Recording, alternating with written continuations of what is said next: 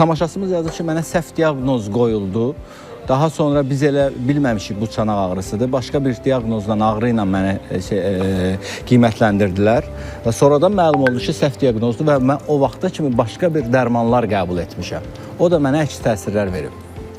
Səhv diaqnozun qoyulması çox rast gəlinir bu ağrılarda, bu çanaq oynaq problemlərində. Məhz bu səbəbdən xanımda hansı ki, yanlış müalicə aparılıb və yaxud da ki, diaqnoz tam təsdiqlənməyib. Belə durumlarda, bəli, orada olan, oynaqda olan problem, yeyilmə, avaskular nekroz daha da irəliləyə bilər. Artıq, yəni, o problemi həlli 6 ay öncə daha rahat şəkildə, 1 il öncə daha rahat şəkildə olacaqdırsa, 1 il yanlış müalicələrin fonunda problem daha da irəlilədiyi üçün geri dönüş bəzən çətin olur. Hansı ki, xəstələrin artıq əməliyyatdan başqa, oynaq endoprotezindən başqa seçimləri qalmır təəssüf ki.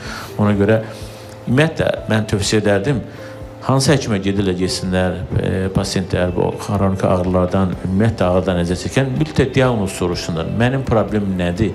Bu müalicəni mənə yazırsınızsa, nəyi müalicə edirik? Xahiş edirəm. Səbəbini deyin, səbəbini bilin, ən azından içiniz rahat olsun. Məndə bu problem var idi, bu müalicəni buna görə elədim, fayda görmədim. Yoxsa xəstələr gəlir, vərək müalicələrlə, reseptlərlə, dərmanlarla bunları içdim, heç faydası olmadı, doktor. Ən son ümid yerim sizsiz. Deyirəm, yaxşı, bu qədər müalicələri edəndə qəbul etdiyiniz halda həkimə sual verdiniz mi? Doktor, mənim problemin adı nədir? Nəyi müalicə edirik? Bir diaqnoz qoydular mı sizə? Yox. Sadəcə simptomatik müalicə, dərman yazdılar. Onu içdim, bunu içdim, biraz ağrım keçdi, bir ay sonra yenə başlar. Əlbəttə ki, olacaq. Çünki səbəbi aradan qalxmıyor.